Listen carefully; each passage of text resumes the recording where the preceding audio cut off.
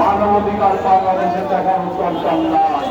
বাংলাদেশের মানুষ অনেক মানবিক, এই জন্যই মানবিক মানুষরা সন্ত্রাসী স্বৈরাচারী হাসিনাকে খেদাইতে পারছে।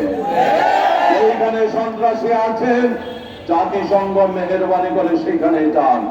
এখানে মানুষ দেশপ্রেমিক, মানবিক এবং এখানে সংখ্যালঘু সংখ্যাগুরু হিন্দু মুসলিম বৌদ্ধ খ্রিস্টান সবাই ভাতৃত্ব বন্ধনে আবদ্ধ হয়ে হাজার বছর থেকে বসবাস করে আসছে।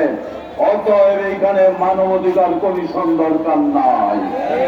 আর তাকে মানবাধিকার কমিশনের প্রদান করে পাঠানো হয়েছে তিনি নাকি অমানবিক চরিত্রহীন। আমাদের চরিত্র নষ্ট করার জন্য এই মানবাধিকার কমিশন আমরা চাই না। চাঁদাবাজি বন্ধের জন্য আমরা মিছিল করেছি, বিভিন্ন জায়গায় হয়তো একটু সীমা লঙ্ঘন হয়েছে, এই জন্য আমরা দুঃখিত। কিন্তু একটি দল সমাবেশ করেছে, সমাবেশ করে যারা চাঁদাবাজদের বিরুদ্ধে বলেছেন তাদের বিরুদ্ধে স্লোগান দিয়েছে। আমরা বলতে চাই ঠাকুর ঘরে কেড়ে আমি কলা খাই না। ইসলামী আন্দোলন বাংলাদেশ এই দেশের জনগণ চাঁদাবাজের বিরুদ্ধে বক্তব্য দিয়েছে, সন্ত্রাসের বিরুদ্ধে বক্তব্য দিয়েছে, দখলদারদের বিরুদ্ধে বক্তব্য দিয়েছে। আপনারা চেপে উঠলেন কেন? আপনারা কেন চেপে উঠলেন? গেল আপনারা কলা খাচ্ছেন। এই টাকা যদি বন্ধ করুন, জনগণের যেইভাবে হাসিনাকে তাড়িয়ে দিয়েছেন, আওয়ামী লীগকে তাড়িয়ে দিয়েছেন ক্ষমতা থেকে, সেইভাবে কোন চাঁদাবাদী দলকে ক্ষমতায় যেতে দিবেন না। জনগণ অতীতের হিসাব নিকাশ পাল্টিয়ে দিয়েছেন, আপনাদের বেলায় হিসাব নিকাশ পাল্টাতে কোন ভ্রুক্ষেপ করবে না। দেশপ্রেমিক জনতাকে নিয়ে চরমনাই বিশ্বাস আগামী নির্বাচনে ইনশাআল্লাহ লড়বে। আমরা পিয়ার পদ্ধতির নির্বাচন চাই।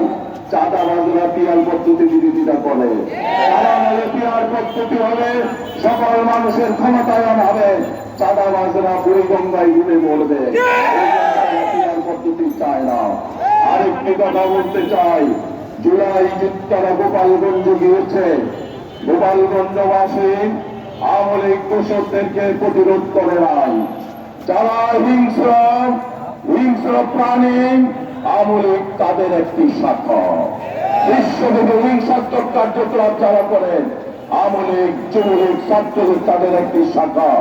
গোপালগঞ্জবাসীদেরকে বলবো আপনারা তাদেরকে বর্জন করুন, সুস্থ দ্বারা রাজনীতিতে আসুন, সুস্থ দ্বারা রাজনীতিতে আসুন। শান্তিপূর্ণ সমাবেশ করলেন, আপনাদের কোনো ক্ষতি হতো না। কিন্তু সেই বিবর্জিত নিষিদ্ধ ঘোষিত একটি দলকে গোপালগঞ্জবাসী আস্থানা দিয়ে এই পর্যন্ত অগ্রসর করেছেন। আমরা ভবিষ্যতে বলব আওয়ামী লীগ প্রশাসনে থাকুক, সচিবালয়ে থাকুক, যুবলীগ যেখানে থাকুক, তাদেরকে রেস্ট করতে হবে, বিচারের আওতায় আনতে হবে। বিচারের আওতায় না আনা হবে তার এরকম আস্ফালন করতেই থাকবে। চোর কখনো উৎকর্ষগত চুরি বন্ধ করতে পারে না, টাকার টাকাকে বন্ধ করতে পারে না।